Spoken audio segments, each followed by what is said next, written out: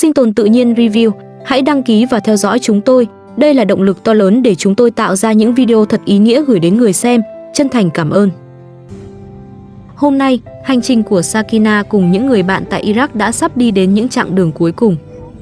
Chỉ ít lâu nữa, cô sẽ phải rời khỏi vùng đất thiêng liêng này để trở về Iran, trở về căn nhà nhỏ và những đứa con vẫn đang ngày đêm mong ngóng mẹ. Giữa dòng người hành hương đông đúc, Sakina xúc động nói: "Tôi vô cùng hạnh phúc khi được tham gia lễ hành hương Akbarin lần này." Lúc ấy đã là 8 giờ tối. Nhưng chuyến đi của họ vẫn chưa dừng lại. Sakina nói: "Bây giờ là 8 giờ tối. Chúng tôi sẽ tiếp tục đi bộ cho đến 12 giờ đêm." Sau nhiều giờ di chuyển, đôi chân của mỗi người đều đã mỏi. Quần áo thấm đẫm mồ hôi. Thế nhưng trên gương mặt của Sakina lại không hề xuất hiện sự chán nản. Cô nhìn dòng người đang tiến về phía trước rồi nói: "Cảm giác này thật tuyệt vời. Không lời nào có thể diễn tả hết được. Có những cảm xúc chỉ những người từng thật sự bước trên con đường này mới có thể hiểu." Sakina chia sẻ: "Những ai từng tham gia lễ Akbarin sẽ hiểu được cảm xúc này." Dù phải đi xa đến đâu, Sakina vẫn không cảm thấy mình đang chịu đựng một thử thách. Cô nói: "Dù phải đi bao xa, chúng tôi cũng không cảm thấy mệt mỏi. Tôi chẳng thấy buồn chán chút nào." Xung quanh cô, tất cả mọi người đều đang tiến bước với niềm hân hoan và lòng nhiệt thành. Tất cả đều cùng hướng về một nơi bằng niềm tin sâu sắc nhất trong trái tim mình. Sakina nói: "Được đến Karbala là trải nghiệm tuyệt vời nhất trong cuộc đời tôi." Sau đó, cô quay sang hỏi người đồng hành: "Anh cảm thấy thế nào?" Người đồng hành đáp: "Cũng giống như cô. Đến Karbala là trải nghiệm tuyệt vời nhất trong cuộc đời tôi." Giữa khoảnh khắc hạnh phúc ấy, Sakina lại nhớ đến Hakan. Cô khẽ nói: "Ước gì Hakan cũng có mặt bên cạnh tôi." Có lẽ trong suốt chuyến đi, dù được nhìn thấy bao cảnh tượng thiêng liêng và tuyệt đẹp, Sakina vẫn không thể ngừng nhớ đến các con. Và bà Ilda có quá mệt mỏi khi phải thay cô chăm sóc mọi thứ ở quê nhà hay không? Nhiều người nói thời tiết tại đây rất nóng, nhưng Sakina lại cảm thấy khá dễ chịu. Có lẽ niềm vui trong lòng đã khiến cô tạm quên đi cái nóng và sự mệt mỏi. Trong suốt hành trình, điều khiến Sakina cảm động nhất chính là sự nồng hậu của người dân Iraq. Cô chân thành nói: "Tôi xin cảm ơn tất cả người dân Iraq. Mọi người ở đây vô cùng tốt bụng." Dọc theo những con đường dẫn về Karbala, người dân địa phương đã chuẩn bị thức ăn, nước uống và chỗ nghỉ dành cho người hành hương. Không ai hỏi họ đến từ đâu. Không ai phân biệt giàu nghèo hay quốc tịch. Chỉ cần là người đang tiến về Karbala, họ đều được đón tiếp bằng sự chân thành. Sakina nói: "Người dân Iraq thật sự rất nồng hậu và hiếu khách. Suốt những ngày qua, tôi không hề cảm thấy lạc lõng, bởi người dân nơi đây luôn thân thiện và nhiệt tình với chúng tôi." Cô cũng đặc biệt ấn tượng với công tác bảo đảm an ninh. An ninh của chúng tôi được bảo đảm rất chu đáo. Đây là lần đầu tiên Sakina được ra nước ngoài. Một người phụ nữ vốn chỉ quen với những công việc hàng ngày giờ đây đang đứng giữa một đất nước xa lạ. Nhưng cô không cảm thấy sợ hãi, bởi ở nơi này, cô được chào đón như một người thân.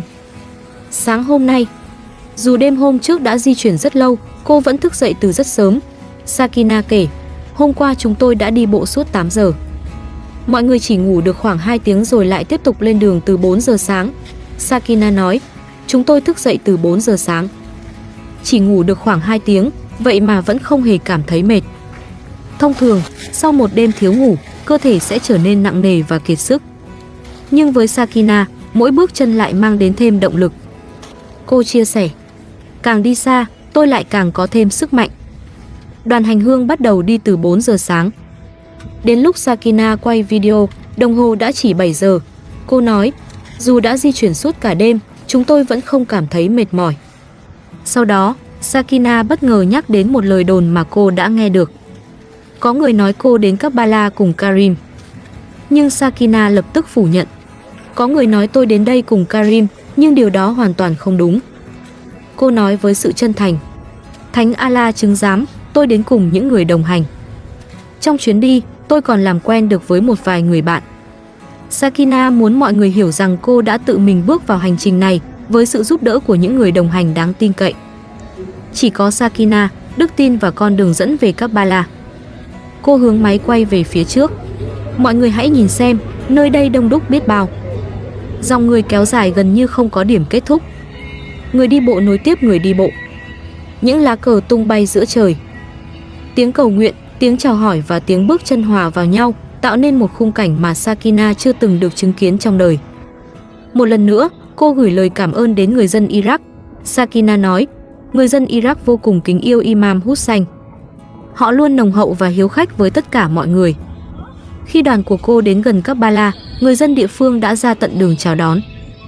Thức ăn được chuẩn bị thành từng dãy dài. Nước uống luôn có sẵn. Những khu nghỉ chân được dựng lên để người hành hương có thể dừng lại.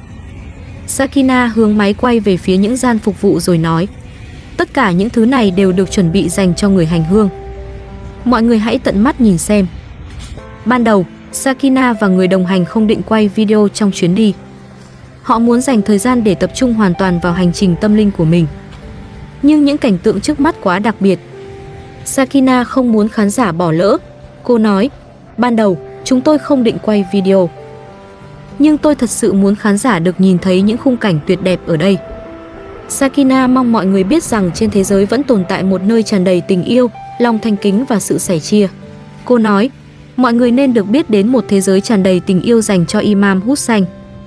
Hàng năm, vì tình yêu ấy, hàng triệu người lại trở về nơi đây. Không cần ai bắt buộc. Không cần một lời hứa về vật chất. Họ đến chỉ vì trong trái tim luôn có một sự thôi thúc rất lớn. Sakina chia sẻ, các bạn thân mến, vì tình yêu dành cho Imam Hussein, năm nào họ cũng trở lại nơi đây. Theo lời cô, hành trình hành hương này kéo dài suốt nhiều ngày. Mỗi người đều mang trong tim niềm nhiệt thành và tình yêu sâu sắc khi tiến về Karbala. Sakina nói, tôi rất muốn khán giả được chiêm ngưỡng những cảnh tượng tuyệt đẹp này. Hy vọng mọi người sẽ yêu thích video. Trong số những người theo dõi kênh của cô, có cả khán giả đang sống tại Iraq. Sakina rất muốn được gặp họ. Cô nói, tôi thật sự muốn gặp một khán giả người Iraq của kênh chúng tôi. Nhưng đoàn người vẫn đang di chuyển và họ không thể dừng lại quá lâu. Sakina đành nói, bây giờ chúng ta tiếp tục lên đường thôi. Công tác an ninh dọc hành trình được thực hiện rất nghiêm ngặt. Một số tuyến đường phải tạm thời ngăn lại vì số người tập trung quá đông. Sakina nói, có những đoạn đường không thể đi qua vì lượng người quá lớn. Giữa hành trình, người đồng hành quay sang hỏi, cô không đói sao? Sakina lắc đầu, tôi không đói. Tôi vẫn luôn uống nước. Sau nhiều giờ đi bộ, nước là thứ quan trọng nhất giúp cô duy trì sức lực. Sakina lại cầu nguyện, cầu Thánh Allah phù hộ cho người dân Iraq. Lúc ấy đã là 4 giờ sáng. Cô cùng mọi người đã di chuyển suốt 3 ngày 3 đêm. Sakina nói, chúng tôi đã đi bộ được 90 km. 90 km không chỉ là một con số. Đó là hàng nghìn bước chân. Là những đêm ngủ rất ít. Là những lúc đôi chân đau nhức nhưng vẫn không muốn dừng lại. Và là một hành trình mà Sakina đã hoàn thành bằng tất cả lòng thành kính của mình. Sáng hôm sau, Sakina cùng những người bạn tiếp tục di chuyển trên đường. Chỉ còn khoảng 30 phút nữa, họ sẽ đến thánh điện Abu Al-Fat.